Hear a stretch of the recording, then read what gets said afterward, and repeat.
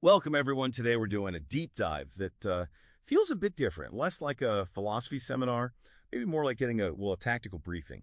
We're looking at some really specialized source material, stuff on ontological warfare and something called the Phenomenological Protocol. And the mission, laid out right there in the sources, it's pretty direct, aggressive even. The intellectual dismantling, they use the word dismantling of that core Western idea, the sovereign, self-transparent consciousness. So this isn't neutral observation, it's philosophy presented as, well, a conflict zone. Exactly. And jumping right in, looking at Andrei Kolak's transmissions, the absolute key concept you have to grasp first is the glitch. It's central to this whole conflict idea. And the glitch, in this context, it's not a bug in the system, not a mistake. No, the sources define it as the fundamental state of subjectivity. It's like the very event that constitutes what you think of as yourself. There's a BASE axiom they quote. It says, yourself is not software running on the hardware of the brain. It is the glitch in the signal. You are the artifact of perception, not the user. Okay, wait. So artifact of perception, not the user. That's a big shift. It is, and it connects, interestingly, to psychoanalysis. Think of the Freudian symptom, the return of the repressed, but rendered in cybernetic terms.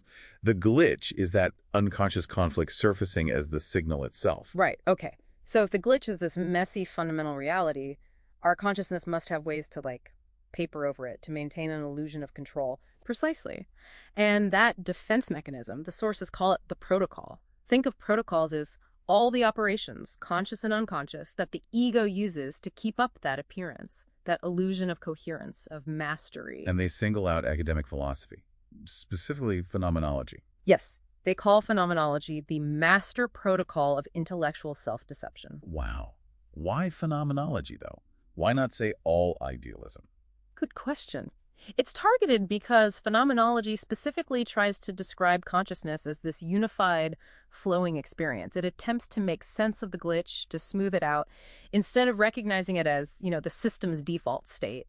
The protocol essentially takes the noise, the glitch, and convinces itself it's hearing music. It's self-mystification. Okay, so protocol is the defense. Then how do they propose engaging with it? What's the offensive strategy? That's ontological hacking. It's not passive study, it's active. Interventionist.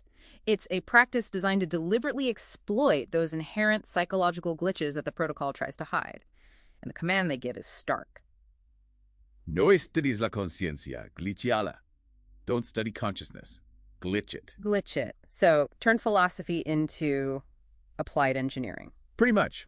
From contemplation to active manipulation of the system. So where do they point this hacking? What's the main target? The prime target identified is Merleau-Ponty's concept of the lived body locora propter. Ah, okay. Familiar territory for some. Right.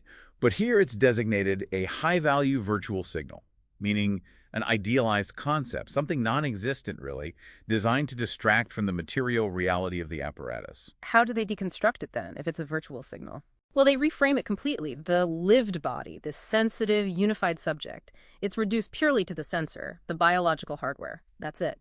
And crucially, it's the sensor's own limits, its flawed, noisy connection to the server being the world that inherently generate the glitch.